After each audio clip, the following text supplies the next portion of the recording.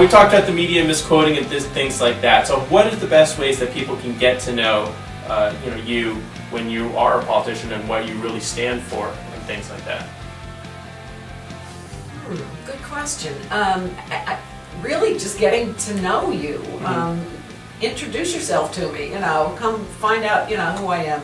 Obviously, with the internet, there are all kinds of, all you have to do is Google my name and you can find all kinds of information. And then, if you want to... Going to your site as opposed to other sites. You could go to my site. Yeah. Obviously, Google is, there for the whole world to see what people think, but just really to see issues that I've been involved in. Certainly to, people can contact your local official directly. Everybody has an email. And many times, not many times, 100% of the times, I'll respond one way or the other. I mean, I may not agree with what you're, like I said earlier, I have sat across the table many times with people that I don't agree with, but I wanted to listen to them, going back to listening. I wanted to hear their opinion, and you have to be honest, and you have to say, well, thank you very much, I'll take that into consideration, but,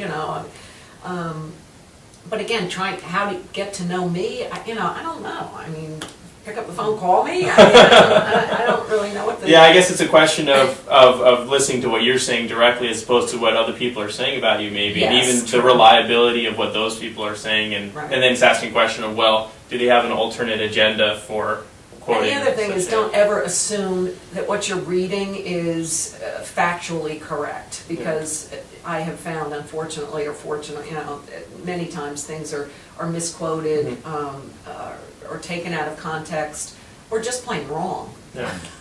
Yeah, that happens. And I know, Glenn, even though you're not in politics, you've also been misquoted and things like that. So yeah, I think this is such an important question. I'm glad you asked it, because I'll give a couple quick examples. When Mary Pat, first time she was ever on the show, I got an email from someone that says, how could you have her on the show? She believes in this. And I even called you on it, and you said, no, that was a misquote. And I drilled down and found out, the big misquote and the little retraction, right? And it's amazing how, and I went to bat. I called that guy up and said, you're totally wrong, and then this was it. So, but the point is that, yes, you can be easily misquoted. But to get directly to your question, what I like to do, especially in the political arena, is I look at their voting record to see if they're voting in line with the way I would have voted on things, basically, wherever they fall. And I think that tells a lot. It's kind of like they say, if you want to know where a man's heart is, look at his checkbook. Yeah. It's the same type of thing here. Look at their voting record, look at their background. But what I love about Mary Pat is, and she said it very well, and she said it before, call her. Reach out, send an email and say, hey, I have this issue, where do you stand on it? And find out, because, again, I think that you'll find that most politicians who are good-hearted going in stay good-hearted through, and they look at issues with that similar bent as they go from place to place. Yes, they may change their mind on certain issues. Some people, media calls it flip-flopping, right?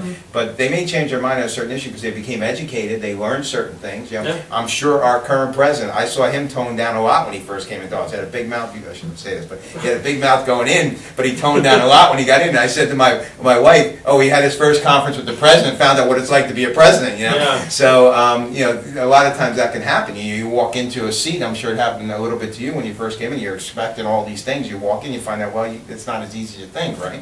So I think it's really important that they check their voting record, they check a little history, and whatever they see, especially on the internet, of course everything on the internet is true, but whatever they see on the internet, make sure they balance it out. If you saw one article about somebody being about this issue, see if there's another article about them being on this issue. Check their voting record and email, drop them a line. Yeah. Hey, if I'm going to give Senator Krillos my vote, for example, hey, why not drop an email and say, I'm wondering about this, or I heard that. I'm sure you'll get a response. Yeah. And that's biblical, because if someone's says something, you're supposed to go to them directly. You don't gossip about them, ask someone else. You go right to the source. That's exactly right. How many times have we all heard something about a person, right? And then we met that person, and you realize it was totally untrue, right? Yeah. So that's a great point. The Bible's very clear on that. Take it to the person.